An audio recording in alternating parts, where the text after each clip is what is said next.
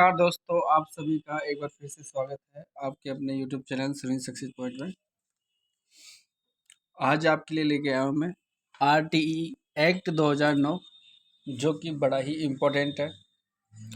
इसके हम सारे के सारे अध्याय और 38 जो कुल धाराएं हैं उनको हम याद करेंगे एकदम ट्रिक के साथ। तो चलो हम स्टार्ट करते हैं अध्याय नंबर 1। अध्याय 1 में बात करते हैं तो दो धाराएं आती है, 1 और 2। जो धारा 1 है इसमें जो RTE एक्ट लागू हुआ था 1 अप्रैल 2010 को, उसके बारे में वर्णन है। और राजस्थान के बारे में बात करते हैं तो 1 अप्रैल 2011 को यह लागू हुआ था। धारा 2 की बात करते हैं तो दो शब्द बोलो। दो शब्द बोलने से तात्पर्य है कि इस RTE एक्ट के बारे में जो परिभाषाएं हैं उसके बारे में।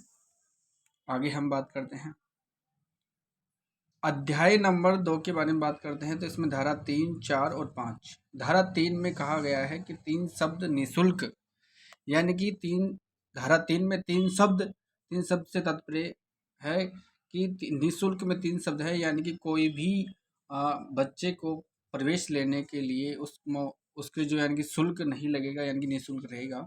बात करते हैं धारा 4 में उम्र के आधार पर प्रवेश। जो भी बच्चा है जो एडमिशन लेना चाहता है उसकी उम्र के आधार पर हम उसको कक्षा में प्रवेश दे सकते हैं। धारा 5 में कहा गया है कि 5 उंगलियों में टीसी लेने से तात्पर्य यानी कि किसी अन्य स्कूल में मतलब जाना चाहता है अगर बालक तो जा सकता है। तो 5 उंगलियों में टीसी, ये ट्रिक है, इनके माध्यम से आप याद कर सकते हो। अध्याय नंबर 3 की बात करते हैं।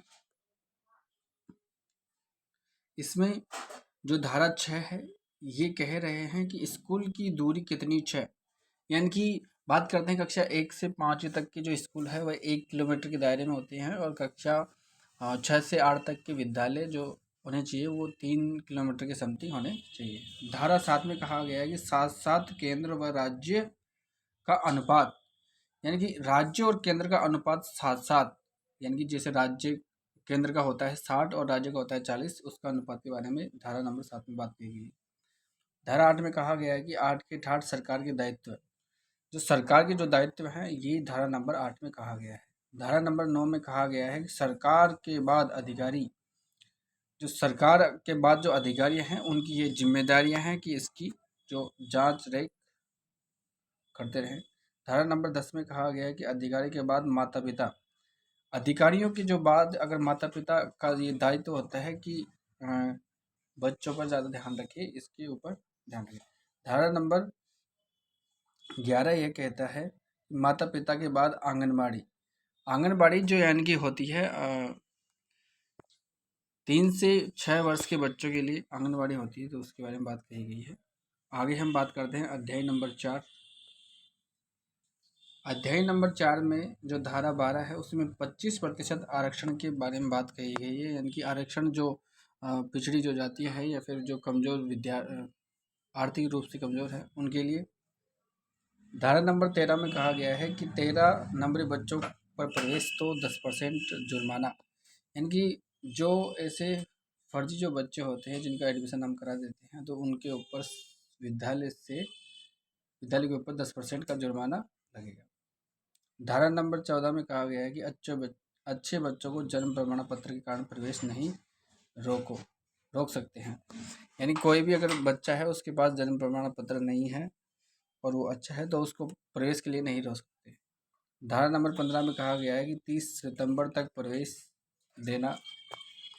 धारा नंबर 16 में कहा गया है कि 8+8 16, यानी कि 8वीं तक फेल नहीं करेंगे, किसी भी बच्चे को हम 8वीं तक फेल नहीं कर सकते।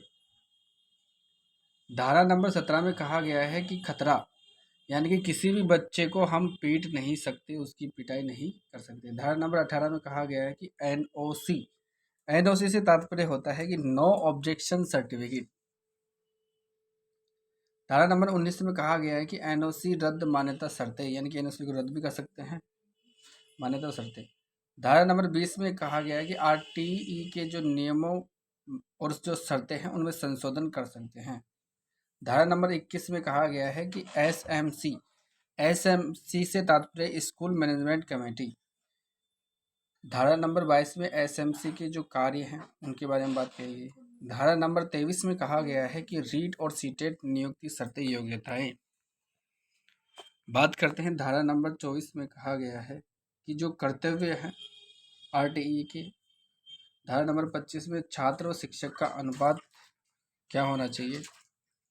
धारा नंबर 26 में 10% शिक्षक पद से ज़्यादा खाली नहीं होने चाहिए। धारा नंबर 27 के बारे में बात करते हैं तो जनगणना, निर्वाचन, आपात व राष्ट्रीय कार्यों के लिए शिक्षक की जो ड्यूटी है वो लगा सकते हैं। धारा नंबर 28 में 2 से 8 जो बच्चे हैं उनके ट्यूशन में शिक्षक के ठाट यानी कि शिक्षक ट्यूशन के लिए वो उनको पढ़ा सकता है। अध्याय नंबर 5 के बारे में बात करते हैं तो धारा नंबर 29 में पाठ्यक्रम और मूल्यांकन के बारे में बात कही गई है। धारा नंबर 30 में 8वीं तक कोई बोर्ड परीक्षाएं नहीं होगी, इसके बारे में बात कही गई है।